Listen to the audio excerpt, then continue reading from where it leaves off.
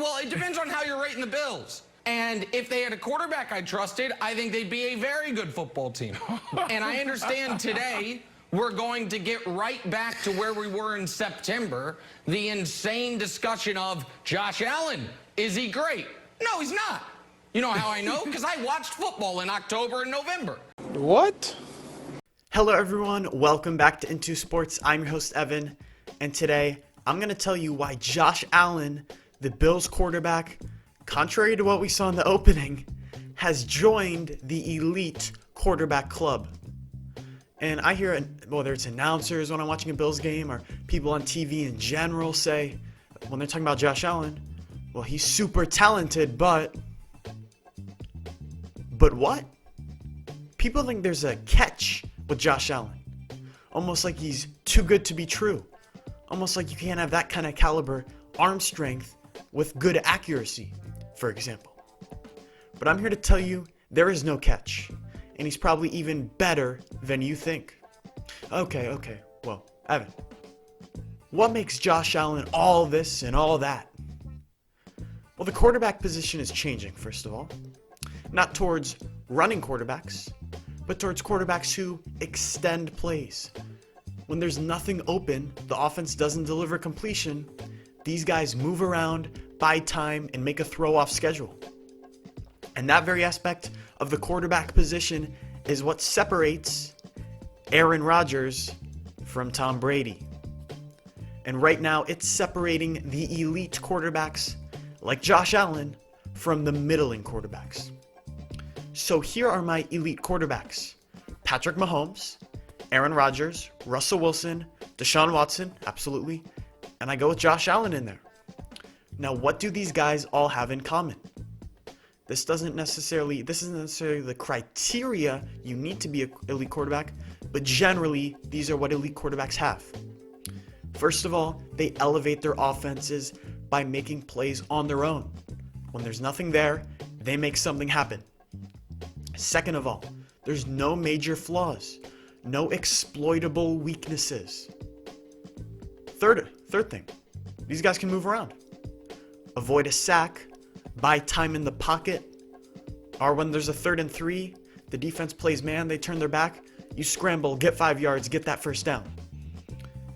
And the fourth thing is, these guys, these 5 quarterbacks, they can play in any offensive scheme, whether that's a quick passing game, a West Coast offense, something like we see in New Orleans, or whether that's a downfield play action attack like Minnesota, for example. And Josh Allen fits right in with these other elite quarterbacks. He carries his offense. Everything's on his shoulders. I mean, there's no run game for the Buffalo Bills right now. Zach Moss, Devin Singletary, they have not been able to get it going. So Josh Allen is the offense. And as we saw in the intro, there's people that actually think he's a liability. That's crazy talk. I mean, there hasn't been a quarterback, I can't remember one, that I thought is elite. Most people think he's at least really good. But some people rank them in the 20s. I don't get it. And for those of you that say, well, he isn't refined, he doesn't have the intangibles, you can't trust him in the playoffs, I hear that a lot, isn't a smart quarterback. Do you think Tom Brady is a smart quarterback with all the intangibles?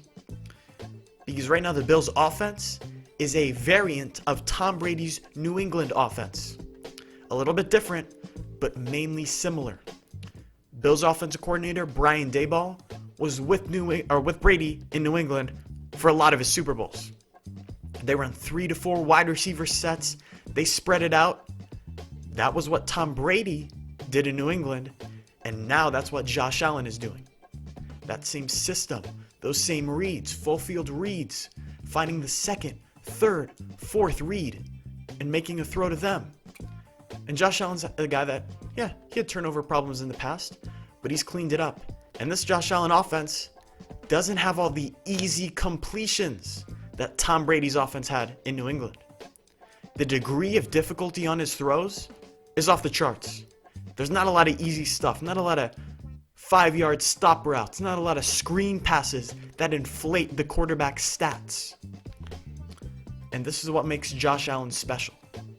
there's about 5 or 6 times a game where he makes a throw, he completes it, that only someone with a complete rocket could even think about attempting.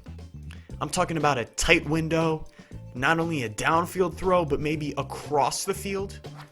There's pressure in his face, he can't step up in the pocket, and he throws a laser. And I've never seen someone throw a ball faster than Josh Allen, a football. And his arm strength, it's not just for show, but he actually uses it to do things that other guys can't. And that helps his offensive coordinator, Brian Daboll, dial up a variety of plays. But surprisingly, people still talk about Josh Allen's accuracy. And I say he's pretty precise. And I said in the offseason, 0 to 20 yards, precise as they get. Now last year, 20 plus yards, he couldn't hit anything. But this year, that has changed. He's a very nice downfield passer now. But if you don't believe me that he's a precise passer, just go on Wikipedia. He completes 70% of his passes. And that's while throwing the ball down the field. So you watched on Monday night when Josh Allen eviscerated the San Francisco 49ers. And he was already number 5 in my quarterback rankings going into that game a few weeks prior. But that game just cemented my Josh Allen love. He has a quick release, the best arm in the league. He moves around very well. He could truck a guy in the open field. He can run him over. He doesn't miss very many throws. He can throw it off any platform, back foot, falling away. He can throw lasers all over the field off any type of platform, any type of footing. You get it all with Josh Allen. He's the complete package at quarterback.